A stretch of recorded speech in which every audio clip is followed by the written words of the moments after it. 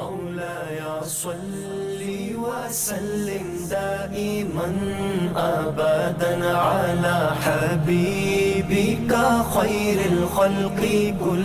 السلام علیکم ورحمۃ اللہ تعالی وبرکاتہ. نحمدہ ونصلی علی رسولہ الکریم، اما بعد فاعوذ باللہ من الشیطان الرجیم. بسم اللہ الرحمن الرحیم. ما آتاکم الرسول فخذوہ وما نہاکم عنہ فانتہوا. وقال رسول اللہ صلی اللہ تعالی علیہ وسلم نضر اللہ عبدا سمع مقالتی، او کما قال رسول اللہ صلی اللہ تعالی علیہ وعلی آلہ وصحبہ وسلم. آئیے گفتگو کا آغاز کرنے سے قبل عقیدت و محبت کے ساتھ نبی پاک صلی اللہ علیہ وسلم کی بارگاہ میں درود شریف پڑھ لیں. اللہم صلی علی سیدنا مولانا محمد بارک وسلم. صلاۃ و سلام علیک یا رسول اللہ صلی اللہ تعالی علیہ وعلی آلہ وصحبہ وسلم.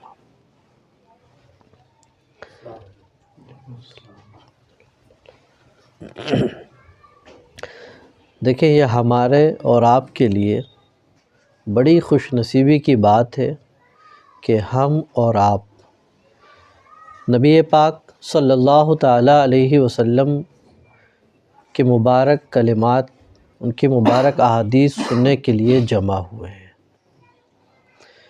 اور یہ خوش نصیب ہیں ہمارے ناظم بھائی، ان کے گھر والے، اور جو بھی ہمارے ساتھ جڑے ہوئے ہیں وہ سب، کہ اللہ نے ہمیں یہ توفیق بخشی ہے کہ پہلی مرتبہ اس نوعیت کا یہ پروگرام ہونے جا رہا ہے.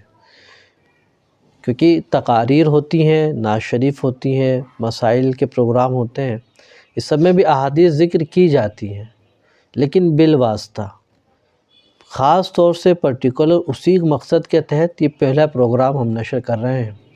تو اس سب میں ہم سب مبارکباد کے لائق بھی ہیں اور اللہ کا شکر ادا کرتے ہیں. اور یوں سمجھ لیں کہ یہ اللہ اس کے رسول کی مرضی و مشیت بھی یہی ہے. وہ اس لیے کہ اگر اس کی مرضی و مشیت نہ ہو تو کیا کوئی اس کے حبیب کا ذکر کر سکتا ہے؟ اس کی مرضی و مشیت یہ ہے، اور اس میں خاص کرم یہ کہ اس نے ہمارا انتخاب کیا ہے. تو اس نعمت پر اللہ کا جتنا شکر ادا کریں. بس اب یہ طریقہ کیا ہوگا، آج پہلا دن ہے، اور تو انشاءاللہ عز و جل اس کا طریقہ کیا ہوگا آج اس کو ذکر کر کے اب جو اگلے ہفتے سے پروگرام ہوگا تو تسلسل کے ساتھ وہ چلے گا. تو سب سے پہلی چیز یہ کہ ہم یہاں پر احادیث طیبہ کا ذکر کریں گے. تو سب سے پہلی جو ہم پر لازم چیز ہوتی ہے وہ یہ کہ ہم جو ہیں کوشش کریں کہ باوضو ہوں، جتنا ہو سکے کوشش کریں باوضو ہوں، اور کوشش یہ کریں کہ آدھے گھنٹے کا جو چھوٹا سا پروگرام ہو اس میں توجہ ادھر ادھر نہ کریں. تیسری چیز کوشش یہ ہو کہ جب بھی سرکار مدینہ صلی اللہ علیہ وسلم کا نام آئے تو آپ بھی مل کر صلی اللہ علیہ وسلم پڑھیں.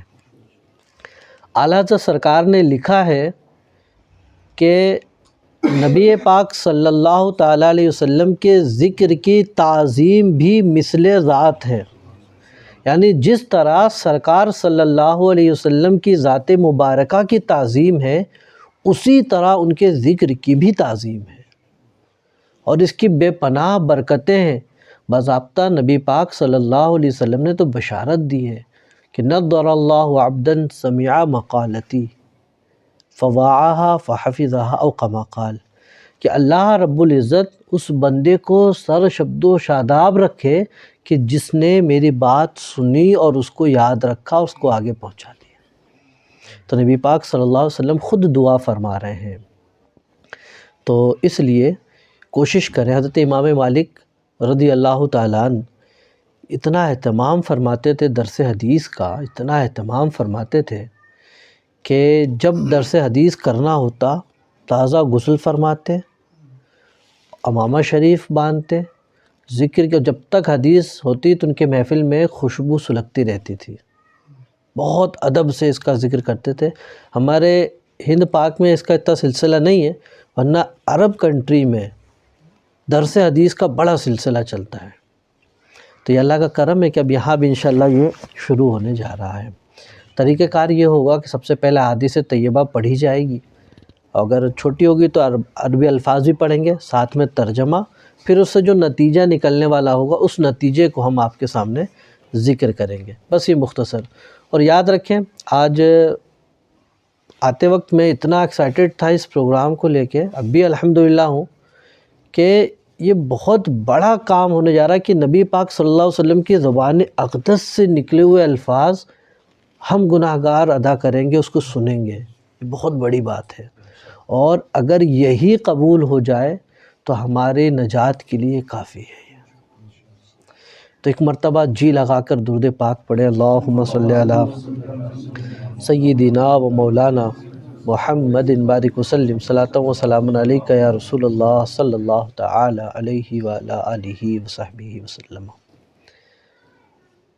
سب سے پہلے حدیث پاک عن امیر المؤمنین عمر بن الخطاب رضی اللہ تعالی عنہ قال سمعت رسول اللہ صلی اللہ علیہ وسلم یقول انما الاعمال بالنیات وانما لکل امرئ ما نوى فمن كانت هجرته الى الله ورسوله فهجرته الى الله ورسوله ومن كانت هجرته لدنيا يصيبها او امرأة ينكحها فهجرته الى ما هاجر اليه متفق علی صحته۔ حضرت امیر المؤمنین حضرت عمر رضی اللہ تعالیٰ عنہ روایت کرتے ہیں کہ میں نے نبی پاک صلی اللہ علیہ وسلم کو یہ فرماتے سنا کہ بے شک اعمال کا دار و مدار نیتوں پر ہی ہے۔ وَإِنَّمَا لِكُلِّ امْرِئٍ مَا نَوَى، ہر انسان کے لیے وہی ہے جس کی وہ نیت کر لے۔ تو جس کی ہجرت اللہ اس کے رسول کی طرف ہو تو اس کی ہجرت اللہ اس کے رسول ہی کی طرف ہے، اور جس کی ہجرت دنیا کی طرف ہو کہ اس کو پالے، یا کسی عورت کی طرف ہو کہ اس سے نکاح کرے، تو اس کی ہجرت اسی طرف ہے جدھر وہ ہجرت کر کے جائے۔ یہ حدیث پاک اپنے معنی کے اعتبار سے بڑی ہی معنی خیز ہے۔ فقہا فرماتے ہیں کہ فقہ اسلامی کے 1/3 مسائل اسی حدیث سے نکلتے ہیں، اور اس حدیث کو امام بخاری نے، امام مسلم نے، امام ترمذی، امام نسائی اور بڑے بڑے محدثین نے اپنی کتاب کے شروع میں ہی رکھا ہے۔ اس کی وجہ یہ ہے کہ اس حدیث کا تعلق نیت سے ہے، تو وہ نیت شروع میں اس لیے رکھتے ہیں کہ اس کو پڑھنے والے، سننے والے شروع میں ہی اپنی نیت درست کر لیں تاکہ اس کے فیضان سے مالا مال ہو، کیونکہ آقا نے فرمایا انما الاعمال بالنیات، اعمال کا دار و مدار نیتوں پر ہی ہے۔ اب دیکھیں اس میں جو الفاظ ہے انما الاعمال بالنیات، لفظ انما جو ہے یہ زور اور تاکید پیدا کرنے کے لیے ہوتا ہے کہ نیت پر ہی اعمال کا دار و مدار ہے۔ اب نیت پر اعمال کا دار و مدار ہونے کا کیا مطلب؟ کیا بغیر نیت کی کوئی عمل نہیں ہوتا؟ ہوتا ہی ہے۔ ہم وہاں سے چل کے یہاں آ گئے، کھانا کھا جائیں، سو جائیں گے، کبھی کبھی ایسا ہوتا کوئی نیت نہیں ہے، تو اس کا مطلب ہوا کہ یہاں پر کچھ چیز محذوف ہے، وہ یہ ہے کہ ثواب الاعمال، یعنی اعمال کا جو ثواب ہے وہ نیت پر ڈیپینڈ ہے کہ اگر آپ کی نیت اچھی ہوگی تو آپ کو اس عمل کا ثواب ملے گا، ورنہ آپ کو کام تو ہوگا لیکن ثواب نہیں ملے گا۔ اور ضروری نہیں ہے کہ کوئی ایک کام کرے تو ایک ہی نیت کرے، کام ایک ہی ہو، اس کے پیچھے اگر آپ 10 نیت کریں گے تو 10 نیت کا آپ کو ثواب ملے گا۔ جیسے مثال کے طور پر اگر آپ نماز پڑھنے جا رہے ہیں تو اب اس میں نیت شامل کرتے چلے جائیے۔ کیا نیت شامل کریں؟ جیسے آپ نماز پڑھنے جا رہے ہیں تو آپ نیت یہ شامل کر لیں کہ میں نماز پڑھنے جا رہا ہوں، سب سے پہلے رب کا جو حکم ہے اس پہ عمل کروں گا، اپنے فریضے کی ادائیگی کروں گا، راستے میں کوئی مسلمان مل گیا سلام کروں گا، کوئی محتاج مل گیا اس کی مدد کر دوں گا، کوئی راستہ بھٹکا ہوا ملا اس کو راستہ بتا دوں گا، کوئی نابینا مل گیا اس کو راہ دکھا دوں گا، اور اگر مسلمان بھائی ملے اس سے مصافحہ کروں گا، نماز کے بعد نبی پر درود پڑھ لوں گا۔ اس طرح سے نیتیں ایڈ کرتے چلے جائیے، اور اتفاق ایسا ہو اس میں سے کوئی بھی نہ ملے آپ کو، راستے میں کوئی نابینا ملا ہی نہیں، کوئی محتاج ملا ہی نہیں، آپ آ کے چلے گئے، ان تمام کاموں کی نیت کرنے کا آپ کو ثواب مل جائے۔ تو یہ ہے برکت تو نیت کی۔ تو اسی لیے ہم یہاں آ گئے، اب بیٹھ گئے، اب اتنا وقت دیں گے تو کچھ حاصل ہونا چاہیے۔ سب سے پہلے اچھی نیت کر لیں کہ آپ یہاں حاضر ہیں تو کس لیے حاضر ہیں۔ تو اچھی نیت آپ کے دل میں جو بھی ہو، ہم تو یہ سمجھتے ہیں کہ ہم نبی پاک صلی اللہ علیہ وسلم کے مبارک الفاظ سن رہے ہیں، اللہ اس کو ہمارے لیے نجات کا ذریعہ بنا دے۔ اس طور پر اس کو آپ اور جتنی بھی نیتیں آپ A to Z شامل کرنا چاہتے ہیں، اچھی نیتیں شامل کر لیں۔ اچھا، یہ جو حدیث پاک ہے اس میں آپ دیکھیں کیا ہے کہ جس کی ہجرت اللہ اس کے رسول کے لیے ہے تو اس کی ہجرت واقعی اللہ اس کے رسول کے لیے ہے۔